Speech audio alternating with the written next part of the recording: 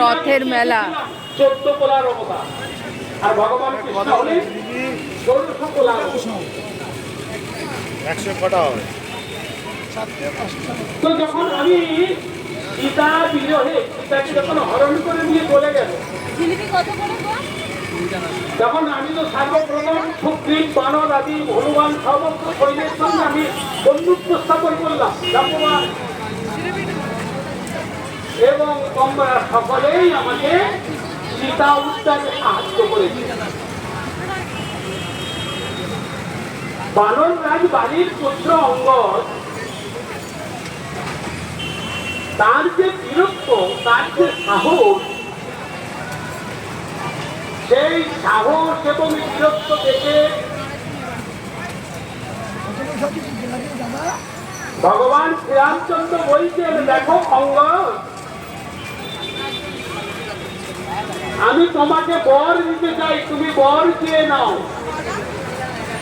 কারণ যুদ্ধে তোমার বীরত্ব অনেক তাৎপর্যপূর্ণ।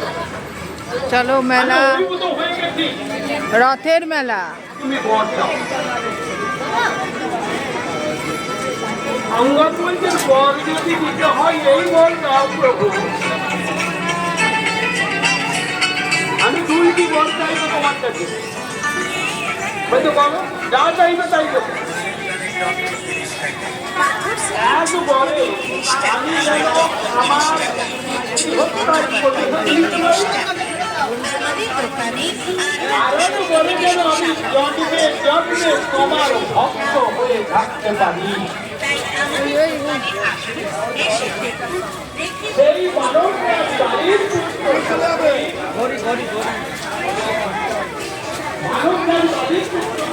দাদা এটা কত?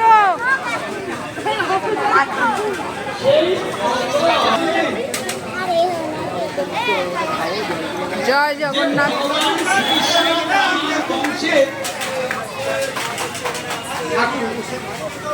তিনি আমার বংশের শেষ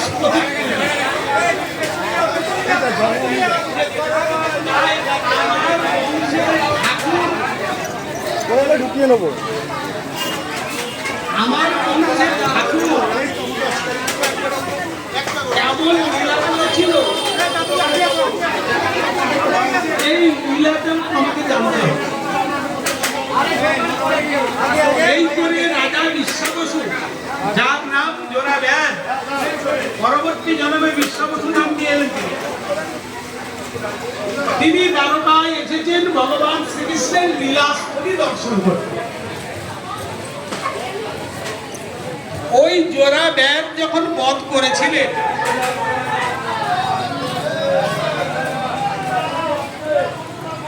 তখন পঞ্চ পাণ্ডবদের মধ্যে তৃতীয় পাণ্ডব অর্জুন ভগবান শ্রীকৃষ্ণের দেহ থেকে প্রাণটা চলে যাওয়ার পর সেই দেহটাকে দাহ করতে গেলেন, কিন্তু ভগবান শ্রীকৃষ্ণের দেহ তো মানুষের মতো নয়। ভগবানের দেহটা অপ্রাকৃত চিন্ময় দেহ,